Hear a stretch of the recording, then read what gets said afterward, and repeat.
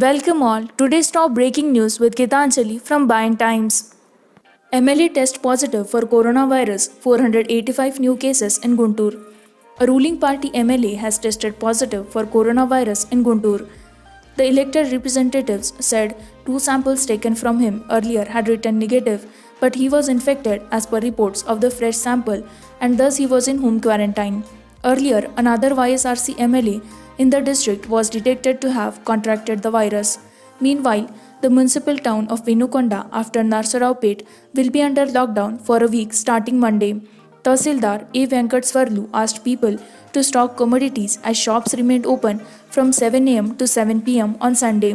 Meanwhile, Guntur reported 485 COVID 19 infections, even as the total number of cases reached 4,898.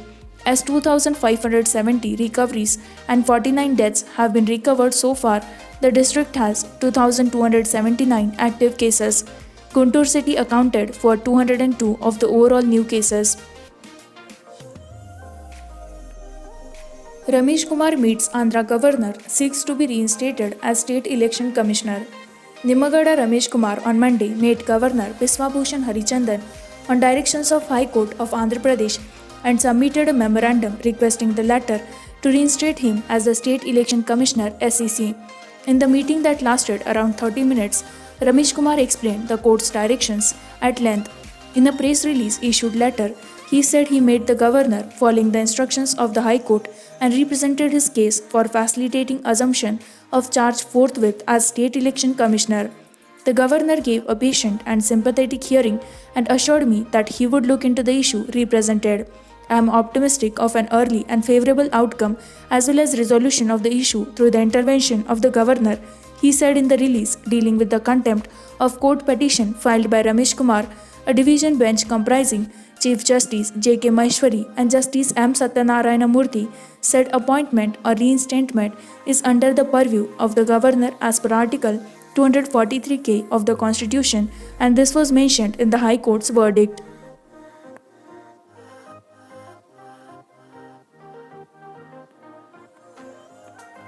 Bill Against Bifurcation Act, said Chandrababu Naidu.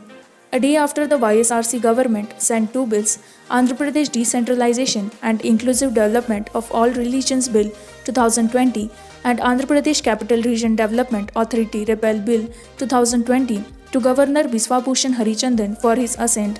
Opposition leader N. Chandrababu Naidu on Sunday wrote a letter to the first person of the state to consider various factors, including the fact that Andhra Pradesh Reorganization Act 2014, which categorically stated that there shall be only one capital for Andhra Pradesh.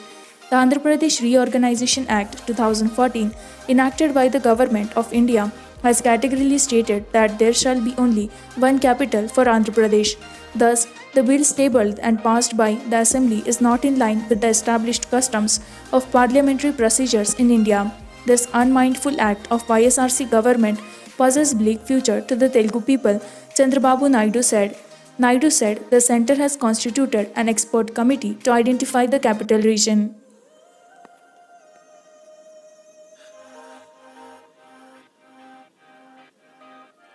Andhra Pradesh largest COVID care center to come up in Anantapur. The largest COVID care center in Andhra Pradesh is coming up near National Highway 44 in Raptadu of Anantapur district. Previously a warehouse, the facility will now have 1,500 beds with a separate block for women, two testing laboratories and a kitchen. A proposal for the facility was sent to the government on Saturday and if approved, 9 crore would be spent to set it up. Officials said they have oral instructions to commence initial works for the largest COVID care center in the state. The decision to have such a huge facility was taken for two reasons: continuous spike in infections and to effectively utilize the limited manpower. Anantapur Joint Collector Dr. A. Siri said she and along with other officials recently visited the civil supplies warehouse on the instructions of Collector Gudam Chandradu. There will be total 12 blocks with a total of 1,500 beds. One-third of them will be for women as per the current infection rate in the district. The new facility will also have two triage centers where ECG, X-ray and similar diagnosis can be done. Patients will be screened at these centers first to decide if they should be kept in home isolation or at the COVID care center, she informed. Minister of State Home Kishan Reddy hails CISF's role in making the country safe at e-passing out parade. The Central Industrial Security Forces CISF's newly inducted officers will play a vital role in journey towards a new India, and Atmanirbhar Bharat. Minister of State for Home Affairs G. Kishan Reddy said at the first ever e-passing out parade held at National Industrial Security Academy NISA at Hyderabad on Monday.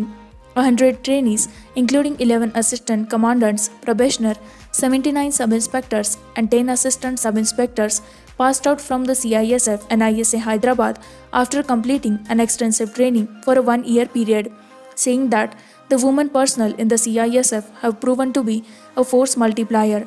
Reddy praised them and their role in securing the most critical assets of the nation. He further acknowledged that the women personnel have made many noteworthy contributions to the force. The CISF has the highest number of women among all the Central Armed Police Forces CAPFs in the country.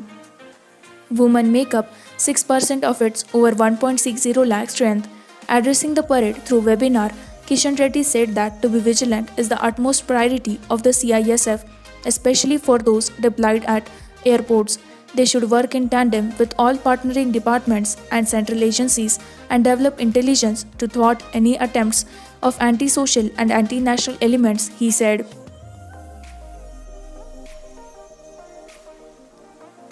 Telangana COVID-19 tally crosses 45,000 with 1,296 new cases. Telangana crossed the 45,000 mark with 1,296 new COVID-19 cases. This takes the total number of cases in the state to 45,076, with 2,65,219 samples tested as recorded 6 new deaths, taking the total to 415, which the state government has passed off as less than 1% mortality rate. Currently, there are 12,224 active cases that are being treated, which constitutes 27% of the total cases, while 32,438 people have recovered from the infection, and that amounts to 72%. A total of 12,519 samples were tested, of which 10% of the people tested positive.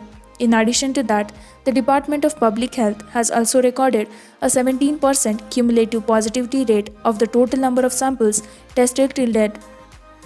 A total of 17,081 beds are accounted for, of which the Department of Public Health claims 15,181 are vacant.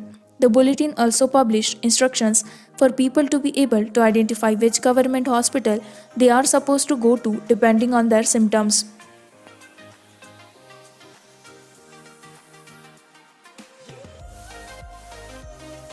Former PM PV Narasimha Rao's centenary fate from July 24, Sonia to send video message to Karen. The TPCC is making all arrangements for the centenary celebrations of former Prime Minister PV Narasimha Rao from July 24. Addressing a press conference, TPCC President and Nalgonda MP N. Uttam Kumar Reddy said former Prime Minister Manmohan Singh and former Union Ministers P. Chidambaram and Jairam Ramesh would address the Congress cadre through video conference. AICC President Sonia Gandhi, her son Rahul Gandhi, and former President of India Pranab Mukherjee would send their messages through video clips. Uttam said, video conference, which has been modified to accommodate 1,000 participants, will be live streamed on LED screens at Indira Bhavan in Hyderabad. He said, similar arrangements would be made at all the DCC offices and the celebrations would be held throughout the year in all the districts of Telangana.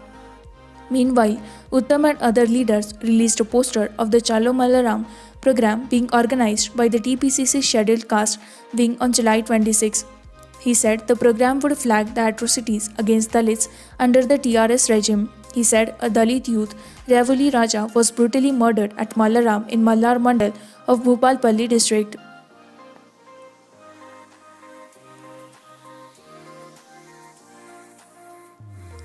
Telangana CM calls on Governor Dr. Tamilisai Soundarajan.